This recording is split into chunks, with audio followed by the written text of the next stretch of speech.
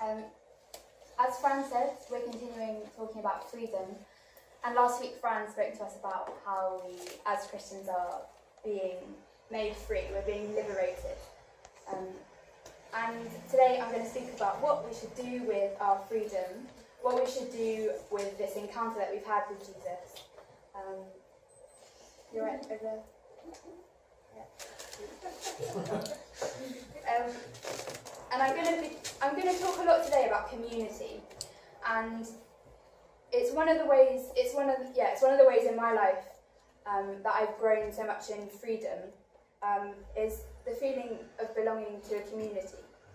And each of us belongs to this community, this Deep Waters community.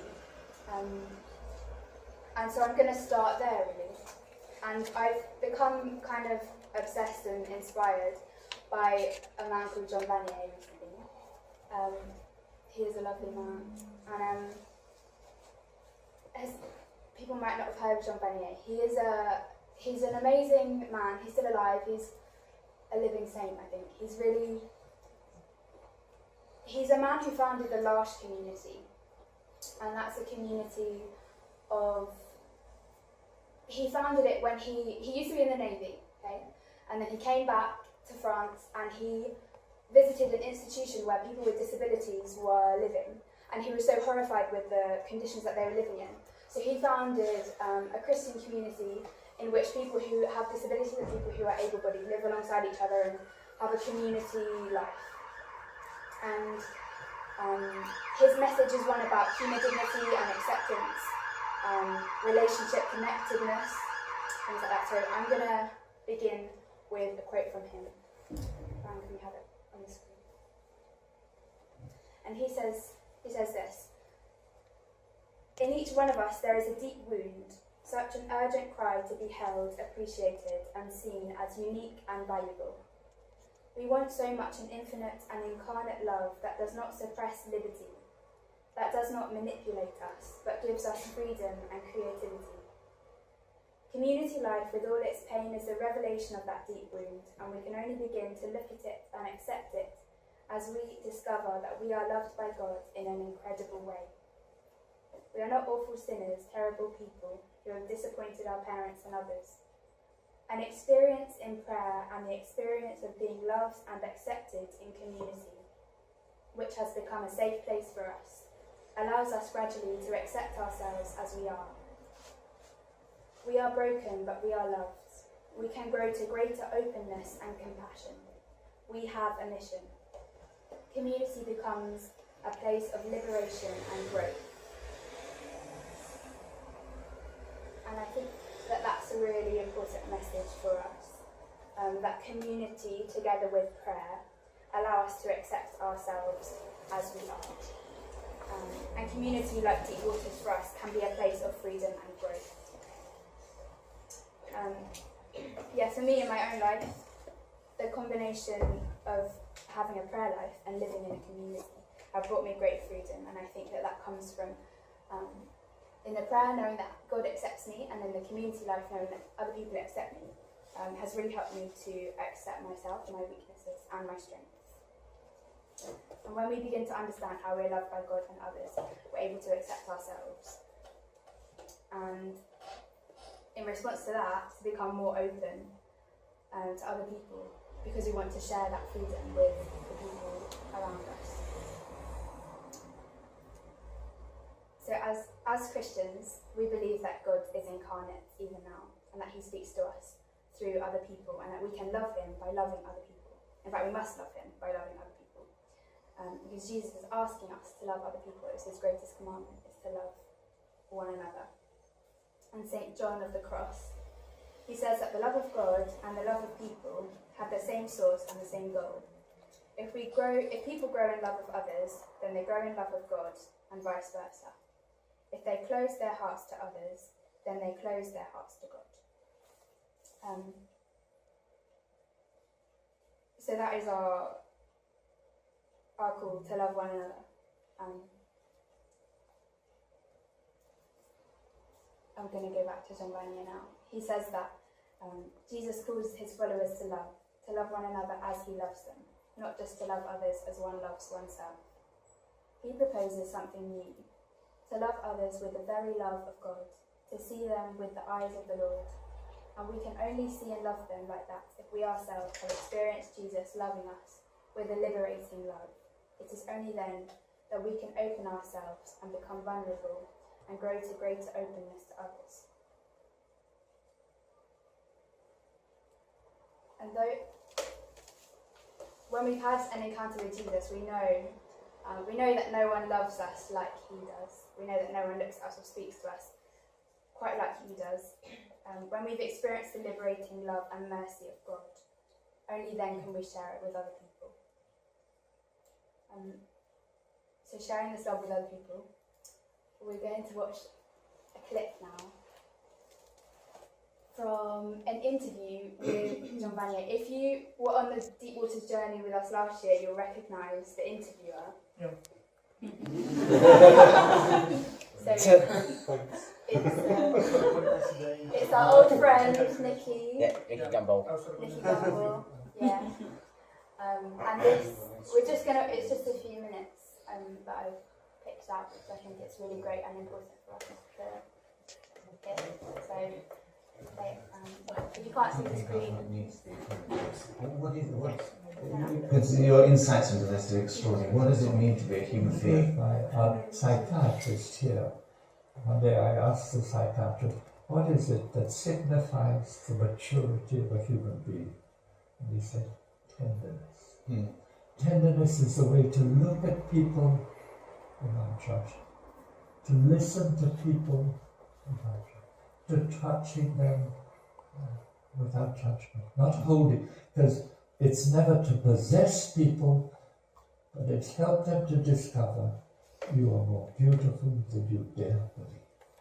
And that for everyone, it's here to just help people discover how precious they are as human beings. Because the heart of the human being is that deepest part where we need to be loved and to love. But this gets broken as we want more power. We have the culture and something that we've, in some way, we no longer look at people with tenderness. We see the negative aspects before the positive aspects. So we are people who judge people, who think these are the good and those are the bad. While in the reality, God came in.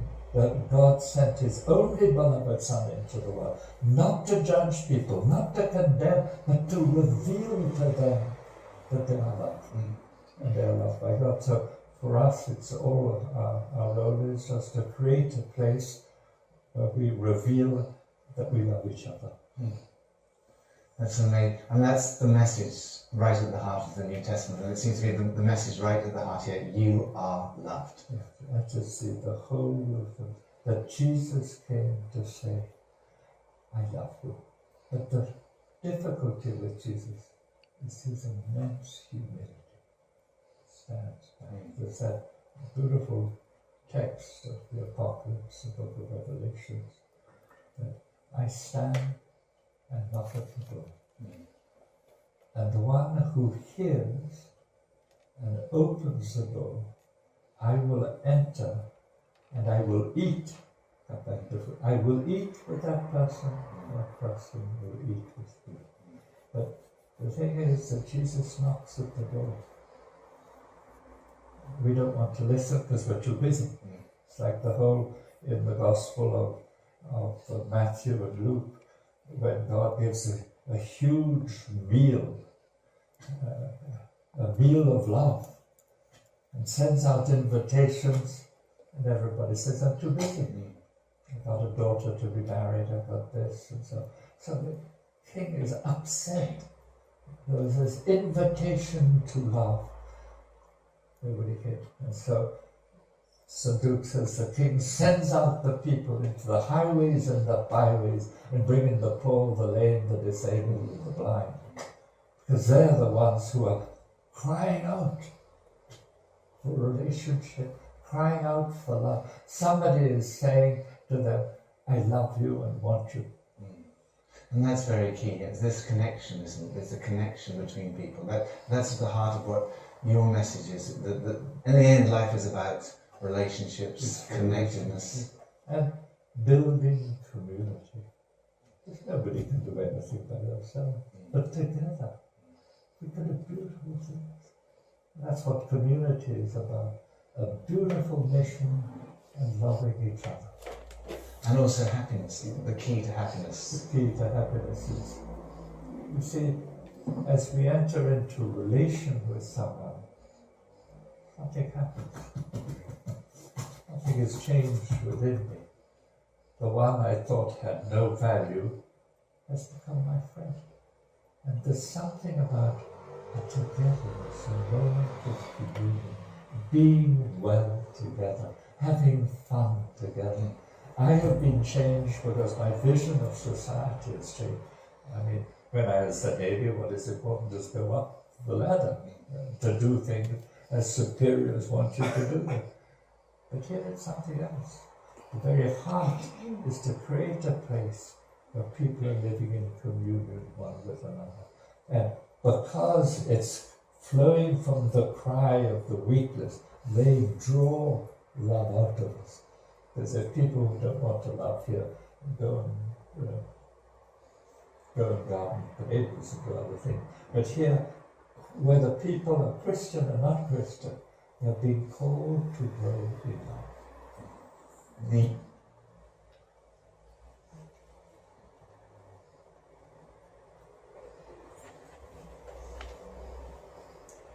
And I think that was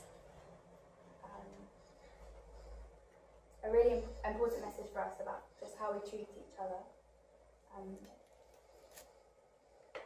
and how I love all the things he says about not judging one another, because I think, or the way he describes how Jesus loves us, basically. So Jesus gives us friendship that is perfect, and he gives us a wonderful model of how to love. And he doesn't judge us, and he doesn't force himself onto us. He just waits for us. He waits for us, and he listens to us. He forgives us, and he stays with us even when we aren't interested in him. His love for us is not exclusive, it's inclusive. And it's for everybody. And that is the friendship that we are being invited to show to one another, to the people in this room, and to the people that we come across outside of this room. Not to judge people, but to listen to them, and to not try and not try and possess people, and to forgive them when they aren't easy to be around, to make an effort with people who we don't know or wouldn't normally speak to. And all these things are very hard to do. And later in the interview, I'll post the interview on the Facebook page, because it's really amazing. It's about 20 minutes long. But in the interview, Nicky Gumbel, with his plastic smiley face, is like, this place looks amazing, like this community is amazing, you're all so happy. And jean-vanier is like, yeah, you don't know like the day to day of it. It's not that amazing, because community life has lots of struggles. But yeah, it is a challenge, but it's a challenge that Jesus gives us, and he helps us to do it. The challenge of loving like Jesus is to love, I think the most challenging part is to love without expecting anything back or demanding anything back. It's a love that where you are called to just to take a risk, to give yourself to another person. And Jesus took that risk when he died for us on the cross. And the crucifix is really our symbol for how to love. So I think it's really important that we all have crucifixes in the places that we live, because if you want to know how to love, that is the real, that's what love means. Because he's giving himself to us, totally, and he's not hiding anything back. He's just giving himself to us. And the ability to love like him is a gift that comes from him. It's a gift that we have to ask for from the Holy Spirit. Because the Holy Spirit enables us to do this. And when the Holy Spirit gives us the gift, the grace to love, we have to cooperate with the grace. We have to cooperate with it, because community and deep friendships don't happen spontaneously. They don't they don't just happen. They take work, they take sacrifice, they take us going out of ourselves and out of our comfort zones and towards other people. One of my favourite bits from the interview is where he says that weak people draw love out of us. And I like it for two reasons. The first is that for an invitation, for me, it's an invitation to go to people who need help, to people who are weak, so that the love can be drawn out of us. And it's also for me an invitation to be willing to be weak with other people, so that the love can be drawn out of the people who are around us. So to be vulnerable with people in friendships, to be weak, to not be afraid to be weak. Because we want love to be drawn out of us. That's why we don't live solitary lives. We don't just live by ourselves and stay by ourselves all the time. We want to be around people. We want to have love drawn out of us. We want to receive love from other people. And the third thing I think that we can take from the interview is he speaks about creating spaces where people hear the message that they are loved. And I think that that's really important for our mission as Deep Waters. Because together we can create these experiences and these places for people who are outside of our group to hear that message, to hear that they are loved. So Deep Waters can be one of these places that people hear this message, but also our church needs to be one of these places where people come and they hear through as many ways as possible that they are loved by God and that they are loved by other people. So in our church, when we're doing the overflow project, the overflow days, the overflow families days, each child will hear that they are loved and experience that they are loved. Because our mission is really about forming community. The Deep Waters mission is about forming community. And we draw people into that experience of knowing that they are loved and accepted. And we go out to other people to share that with them and to bring them into the church.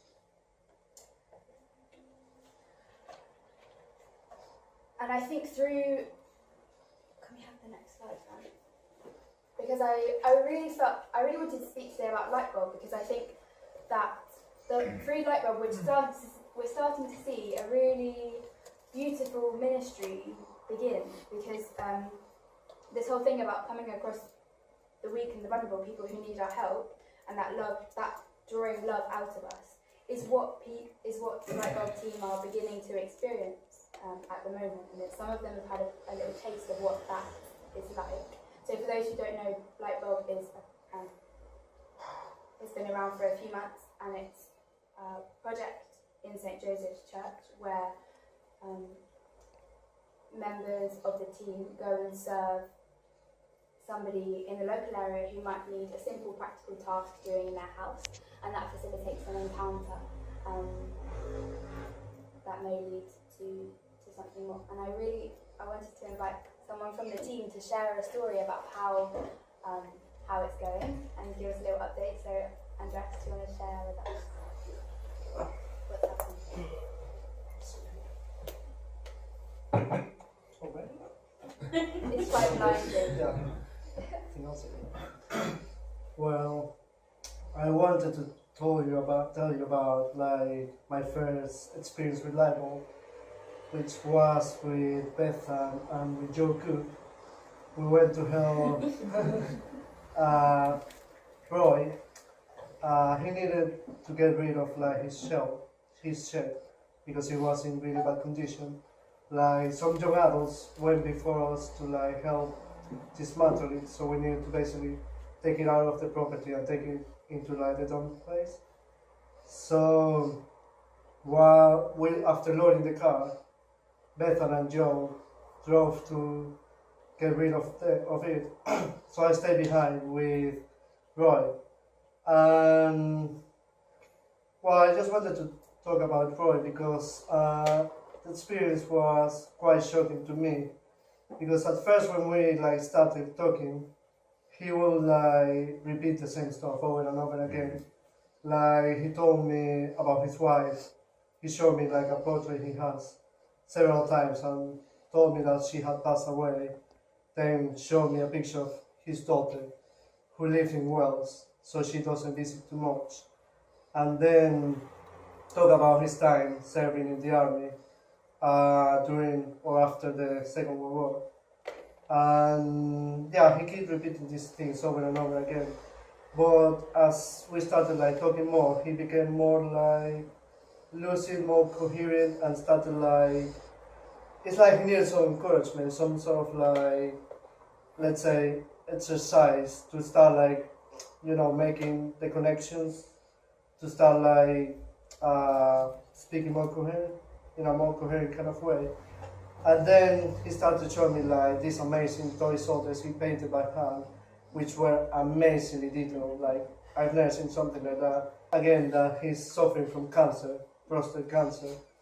And he told me how it's so difficult, like during the day he's fine, but when he goes to bed it's awful and he doesn't get so much rest. But then this made me realize, like after sharing this time with him, how many people like Roy we have here in Brighton, here in our parish, like, and due to his condition, he doesn't go out much. He has some faith, but he doesn't go to mass.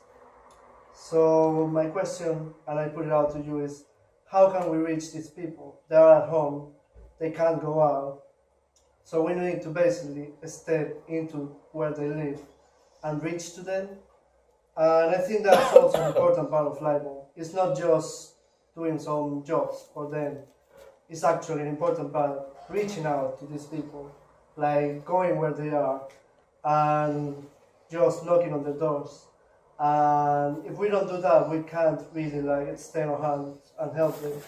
So my invitation to you is not to only wait for jobs to pop out and offer to do them, but also like to join in activities such as giving out flyers, going to activities in these communities in the parish, so we can actually reach to these people and not only give them like the service they're asking for, but give them more.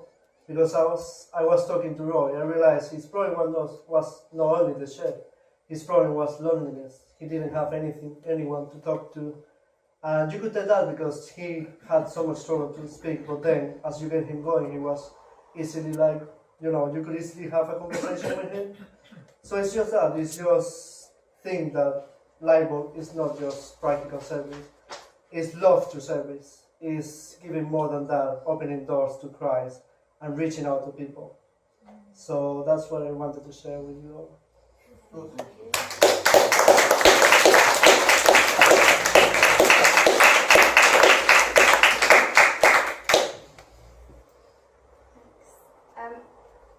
Yeah, it's so exciting. It's really exciting that this is beginning, and yeah, I think I love like all the design and everything, even the name Lightbulb. I was reading the Bible, and it says in the first letter to St. John, it talks about when we hate our brother, we're living in darkness, and when we love our brother, we're living in the light. And that really made me think of Lightbulb, because when we start serving other people and start loving other people, it's like a light goes on. It's like we suddenly discover that we can actually love, that we can actually serve other people.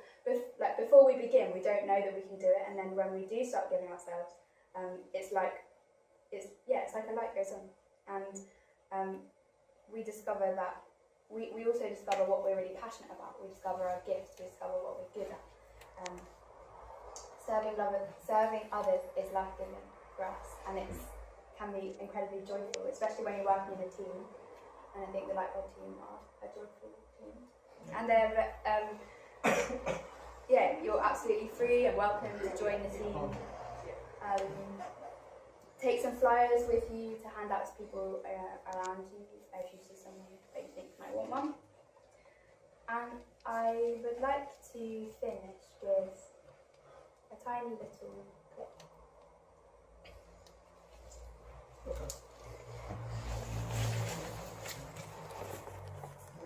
So many young people are searching for, in many different ways, for happiness. What would you say to them about the search for meaning, for purpose, for happiness? And I say often to them, if you can go and visit a lonely person and be faithful, that lonely person will see that young person as the Messiah. He comes to see me every Thursday. So to discover in the heart of each of us this capacity we have to be open to those who are suffering. So the suggestion I always have is to go to those places where there is pain. And young people have beautiful hearts, beautiful heads. They have a capacity to beautiful things. Just to enter into a group and be with them. Sometimes I suggest a group of people, go to the station Gare du Nord. Bring with you some food and thermoses, sit down and invite beggars to come and sit down and give coffee to people. And then you'll discover that, they'll be coming and you'll create relationships. Begin with everybody. So how to find those places? But unfortunately, we become a world where everything is very professionalized.